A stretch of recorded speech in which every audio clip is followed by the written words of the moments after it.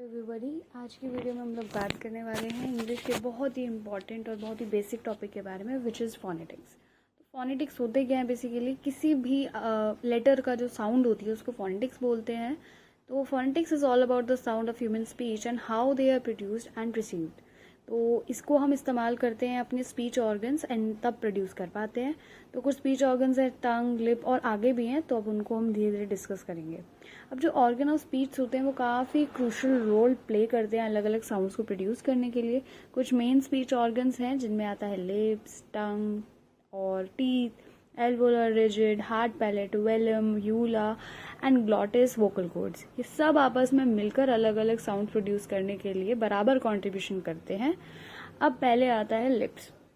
जो लिप्स होते हैं वो अलग अलग साउंड्स क्रिएट करने में हेल्प करते हैं। तो the lips can be use to create sounds like प और ब, जिसमें हम हल्का सा लिप को क्लोज करते हैं एंड थोड़ा सा एयर फ्लो रहने के लिए रिलीज रखते हैं, हल्का सा खुला रखते हैं अपने मुंह को। देन सेकेंड नंबर पे आते हैं टीथ। टीथ जो होते हैं इंट्रैक्ट करते हैं हमारी टंग के साथ और थोड़ी सी डीप साउंड्स को क्रिएट करते हैं, जैसे कि थ। तो अगला आता है हमारे पास टंग। टंग इज़ इनक्रेडिबली वेर्सेटाइल, काफ़ी वर्सेटाइल होती है, मतलब अलग अलग इस्तेमाल होते हैं और बहुत सारे डिफरेंट हम इससे आवाज़ें जो हैं प्रोड्यूस कर सकते हैं टंग की हेल्प से। एल्वुलर रिजिड क्या होता है? ये हमारे जो अपर फ्रंट टीथ होता है उसके जस्ट पीछे के एरिया को बोला जाता है एल्वुलर रिजिड, और ये एसेंशियल साउंड्स को प्रोड्यूस करने में हेल्प करता है, जैसे ट, ड। आप बोल के देखेंगे तो आपको काफ़ी इजीली समझ में आ जाएगा। Next one is velum. Velum क्या होता है? एक सॉफ्ट पैलेट भी इसको बोला जाता है। ये रेज और लो दोनों कर सकता है हमारी साउंड को, जैसे कि क बोलेंगे हम तो हमारी थोड़ी सी रेज होगी आवाज, और नग बोलेंगे या नग या कुछ भी हम लोअर भी इसको कर सकते हैं। ये वूला जो होता है हमारे को काफी राउंडेड जो साउंड्स होती है उनको प्रोड्यूस करने के लिए हेल्प करता है, लाइक फ्रेंच में र, फ्रेंच। अगर हम WRENCH रेंच की बात करें तो उसमें जो रेंच र आ रहा है उस र को प्रोड्यूस करने में यूला हमारी हेल्प करता है। उसके बाद में आते हैं ग्लॉटिस।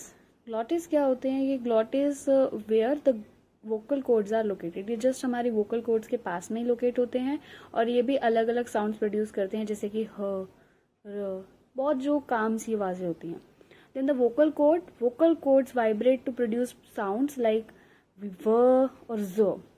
जो हमारी वोकल कॉर्ड्स होती हैं वो अलग अलग साउंड्स को प्रोड्यूस करने के लिए वाइब्रेट होती हैं, जैसे कि ज, व। तो इन साउंड्स को आप वोकल कॉर्ड्स के अंदर काउंट कर सकते हैं। सो अब आपको एक एक वर्ड के साथ में इनका एक एग्जाम्पल दे रही हूँ जिससे कि और भी ज़्यादा क्लियर हो जाए। सबसे पहले है, तो लिप्स की हेल्प से हम प्रोनाउंस करते हैं प इन पैट और ब इन बैट। टीथ, थ इन थिंक, व इन वेरी। टंग की हेल्प से ट इन टॉप और ल इन लाइक। एल्वुलर रिजिड की हेल्प से ट इन टाइम और ड इन डॉग।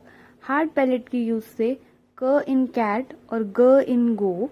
वेलम की हेल्प से क इन काइट एंड नग इन सिंग। एंड यूला की हेल्प से the French R sound in रू। ग्लॉटिस की हेल्प से ह in hello and vocal cords की हेल्प से व इन वैन एंड ज इन जू। आई होप आप सबको ये कॉन्सेप्ट क्लियर हो गया हो, बट अगर आपको किसी भी तरह का कोई डाउट है you can ask me freely in comment section and I will answer you as quick as possible. Thank you so much for watching my video till the end. Bye bye.